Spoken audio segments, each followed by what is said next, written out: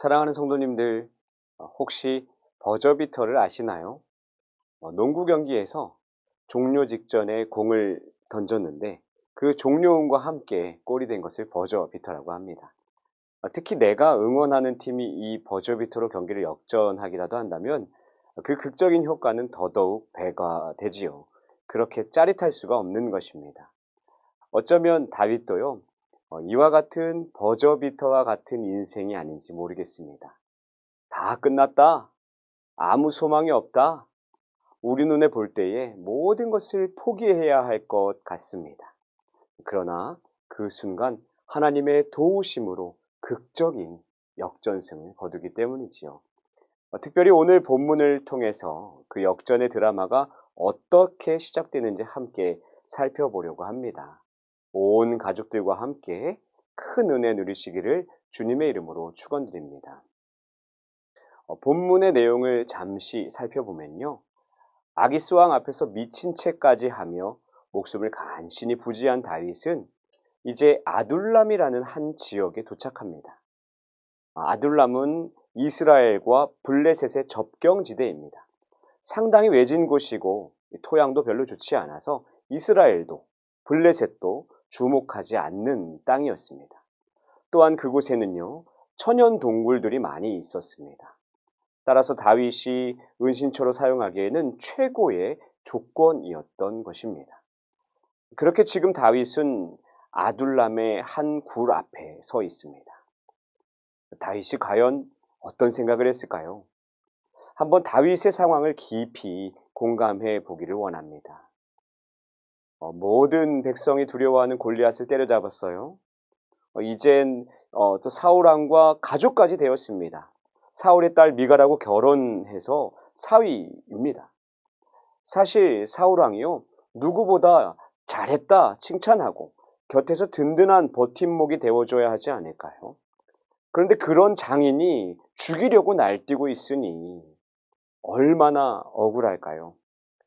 자기 고향까지 벗어나 이제 타국까지 와서 떠돌아다니는 도망자의 신세니 얼마나 외롭고 비참합니까? 잠도 안 올 것 같습니다. 하나님께 원망만 늘어놓을 것 같습니다. 밤하늘의 별을 보면서 또 어두운 그 동굴 안에서 탄식이 끊이지 않을 것 같습니다. 바로 이때에 다윗이 쓴 시편이 있는데요. 시편 142편입니다. 그 시편 가운데 이렇게 고백하는 거예요. 내가 여호와께 크게 부르짖습니다. 내가 불쌍히 여겨달라고 여호와께 나의 목소리를 드높입니다. 내가 주 앞에 나의 불만을 쏟아놓습니다. 주 앞에 나의 어려움을 호소합니다. 나의 영혼이 점점 약해져 갈 때 나의 길을 아시는 분은 주님이십니다. 내가 걸어가는 길에 사람들이 나를 잡으려 덫을 숨겨놓았습니다. 나를 쳐다보십시오. 아무도 나에 대해 관심을 가지는 사람이 없습니다. 내가 피할 곳이 없습니다. 아무도 나의 생명을 돌보는 자가 없습니다. 여호와여, 내가 주께 부르짖습니다. 내가 말합니다.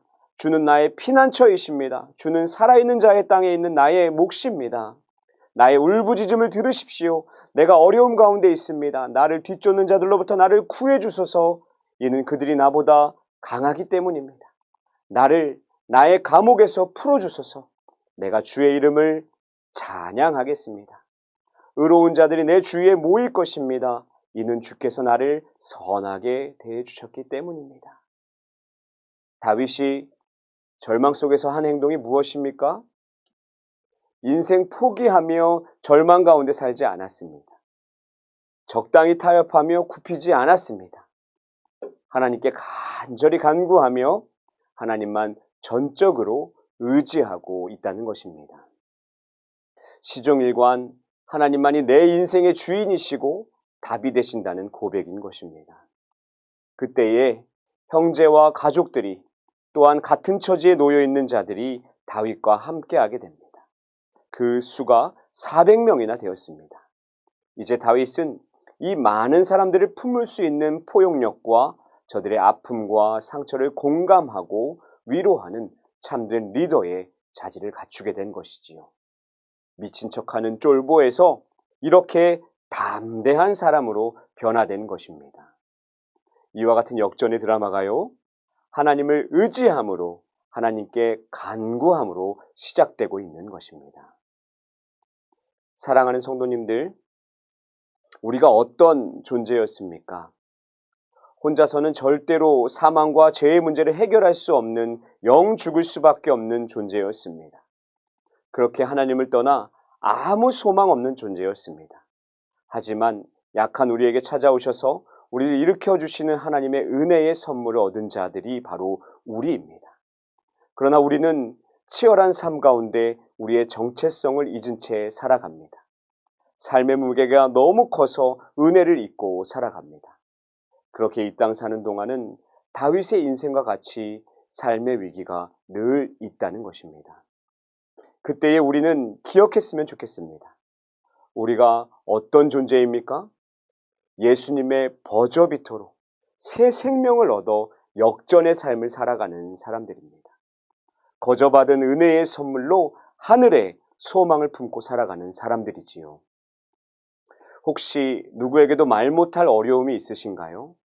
삶의 현장 속에서 또 학업의 자리에서 문제가 있으신가요? 삶이 무기력하고 힘이 드시나요? 신앙의 위기가 있으신가요? 우리의 정체성을 다시 한번 떠올립시다. 모든 문제들을 하나님께 맡겨드리며 기도합시다. 모든 상황 속에 하나님만이 나의 정답 되심을 고백합시다. 그때에 놀라운 하나님의 일들을 보게 될 줄로 믿습니다. 하나님께서 역전의 드라마로 아름다운 엔딩을 보게 하실 줄로 믿습니다. 개인뿐만 아니라 각 가정에 우리 대광 공동체 가운데도 이와 같은 믿음의 역사가 일어나기를 간절히 소망합니다. 감사합니다.